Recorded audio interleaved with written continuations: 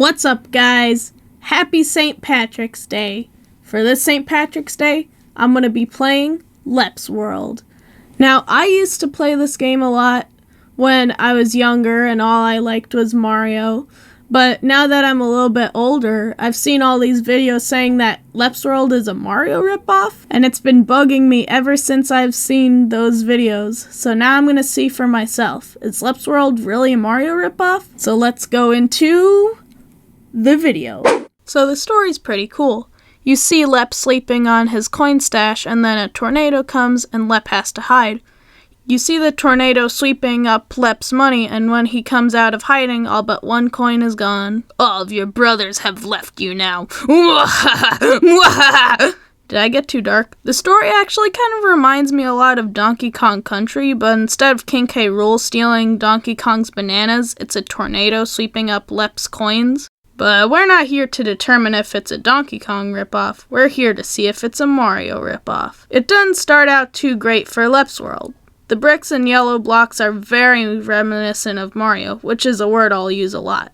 The biggest difference for Mario is that Lep has a double jump, which is unlike anything we've seen in a 2D Mario game. But right after that, there's a big similarity, and that's these stupid slug things that I can't seem to land on right. They walk just as slow as Goombas and even squish down when you jump on them. The other biggest difference is the pine cones. They're projectile like the fireball, but you collect pine cones, and the pine cones, I guess Lep just throws them really hard, so they just fly in a straight line unlike fireballs. Not the greatest variation, but it's good enough. There are 3 pots of gold in each level, which are kind of like star coins in the new Super Mario Bros. Games, but a lot of games have collectibles like that. So take this as a warning, Lep. The next enemy is the snail, which is kind of a Koopa Troopa in the sense in how you have to complete 2 actions to defeat the enemy. It's not exactly like a Koopa Troopa though, so does it count?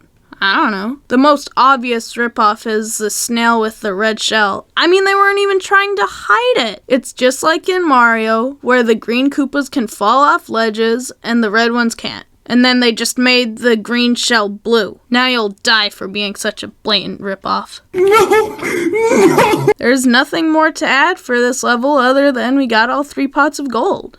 Okay, now, this world map is just too reminiscent of Super Mario World's world map. Say that 10 times fast. I know that Mario doesn't own world maps, but when the first thing you think of is Super Mario World, it's not a good sign. Even the castle is reminiscent of Super Mario Bros. Wii. Anyways, on to World 1-2, and it's an underground level? You mean an underground level like in every single 2D Mario game? Except in Super Mario Bros. 3 and Super Mario World for some reason? Well, there isn't too much more to talk about in 1-2 or 1-3 except for these centipede things, which is definitely like a piranha plant.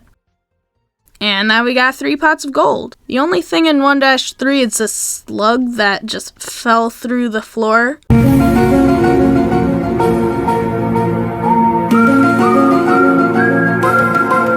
Well, just kidding. There's actually a fake floor there. But I had you fooled for a second. Anyways, we got all 3 pots of gold here too. And a stupid ad popped up. In 1-4, there are 2 things to talk about. One is this admittedly really cool looking dinosaur spike thing, but you can only defeat it by a projectile and you can't jump on it.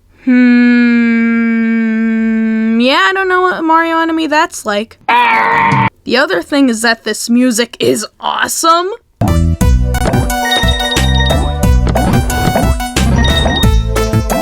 We also got all 3 pots of gold. The next level is just really cool, and not like anything we've seen in a Mario game. It's basically like an auto runner, but it's really fun, and I like trying to get all the pots of gold and trying to avoid the enemies or hit them with pine cones. But of course, I aced it. Nothing to talk about in 1-6 besides 3 pots of gold. Not too much to talk about in 1-7 beyond from this pot of gold and a fake wall that I guess I just instinctively knew to get. And we got 3 pots of gold.